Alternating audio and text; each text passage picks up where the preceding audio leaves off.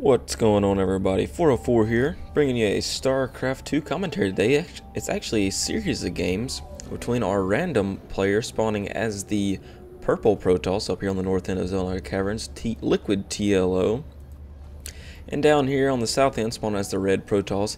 It is going to be duckloadRa, or he's more commonly known as whiteRa, but his name is duckloadRa now, so I believe I will call him duckloadRa. Give credit to his sponsor there. Yeah, this is a best of 5 series. It's from the TeamSpeak TL SC2 Open, which is Team Liquid. It was an open series. It's a qualifier for their TSL3. So this is the finals. It is a best of 5, I think. And yeah, we'll just have to see how it turns out. Both these players, if you don't know who they are, first off, just smack yourself in the face, because these are probably some of the best known players in StarCraft 2, at least non-Koreans. And yeah, they're very, very good players. And yeah, TLO actually recently just switched to random, so he is playing random here, and this does happen to be a mirror matchup. I do not think whiteRa knows you know, what race he spawned. I don't think he told him or anything like that. But both players open up with a pretty similar build here. A simulator, a gateway first, then a simulator rather, and then getting that extra probe out as soon as possible. And I didn't get a chance to watch these games, so this is the first time I'm going to be watching them myself.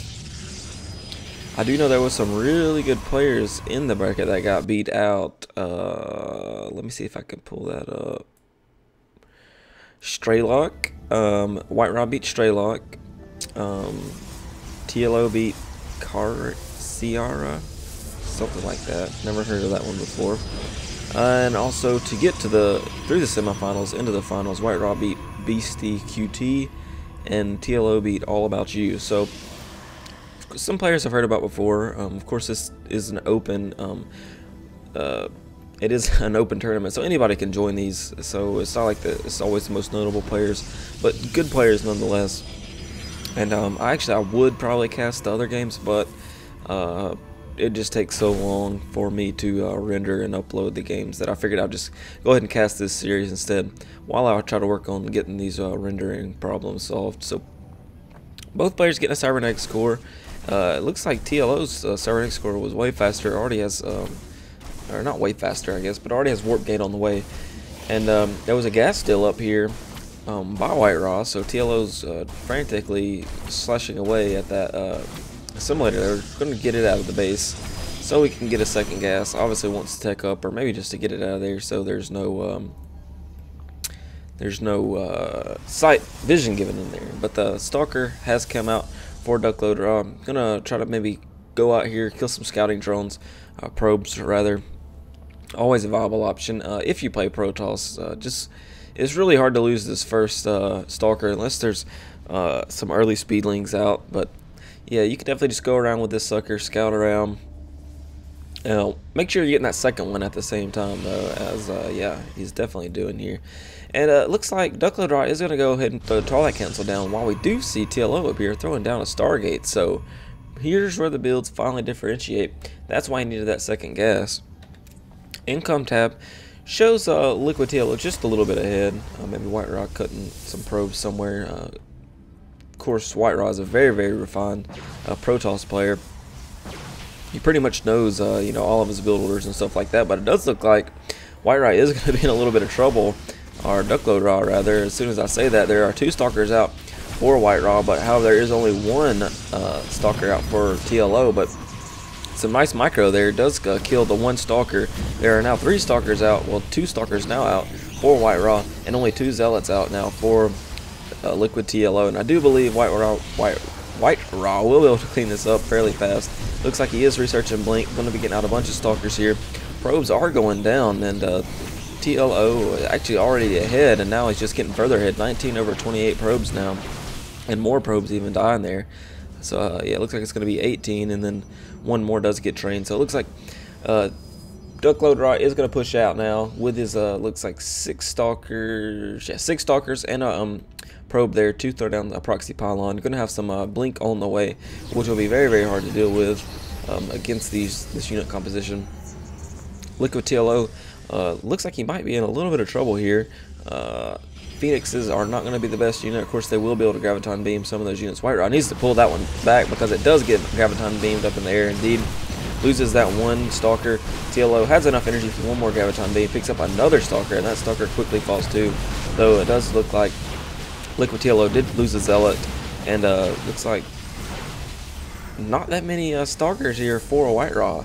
So he is going to try warping some more. I assume he's going to barge up this round. There is no sentry here for TLO, and more Graviton Beams picking up these units here. Some nice Blink Micro. As soon as those units do get their shields lost, all you have to do is just, of course, blink back. A lot harder than it sounds, of course. And actually, I said LiquidTLO might be in some trouble, but does not look that way anymore. White Raw trying to get those Stalker numbers up into something favorable, but there are Zealots out now. The Zealots make it that much more harder.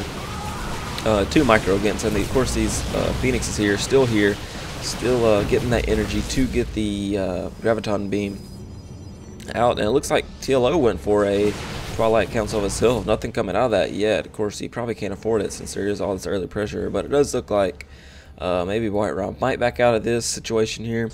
He looks like he is throwing down more pylon or Dark Shrine in his base. Wow. So that's actually very, very different. Going to throw down a Dark Shrine as well as some cannons. Maybe throw up a Forge to maybe throw up some cannons in his base rather. That will of course hold off anything that TLO can throw in there. But the Phoenixes can just easily go down there and scout that Dark Shrine. Not in a very hidden spot at all. And it looks like the numbers for duckloadRa are just about half of what TLO has in the unit counting or army counting station there, minerals wise anyways. Production tab shows both players get a Dark Shrine actually. Kind of missed that one. Dark Shrine and a Forge. And I don't think either player knows. Okay. So it looks like a Phoenix did fly down here. So it looks like TLO knows exactly what's up. It does not look like White Raw knows about the Dark Shrine for LiquidTLO. But LiquidTLO's army is just huge, huge, huge.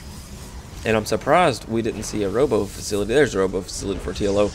No clue how he's affording all this, and he still has a way bigger army here. I'm assuming because White Raw lost a lot of probes early on, and he didn't even really have that many to begin with. Looks like the DTs did spawn for duckloadRa there. A force field on that ramp, though, by that sentry will prevent them from running up in there. And it looks like the Robo is just now finishing for TLO. These DTs could do a lot of damage if they could possibly get up in there. Cannons, though, now morphing in for TLO. I don't think there's much White Raw can do about this at this point. Even Graviton being in that one DT fort got away very, very nicely done by LiquidTLO there. And White Raw does GG out of this game. Again, this is a best of 5 series. Stay tuned for game 2.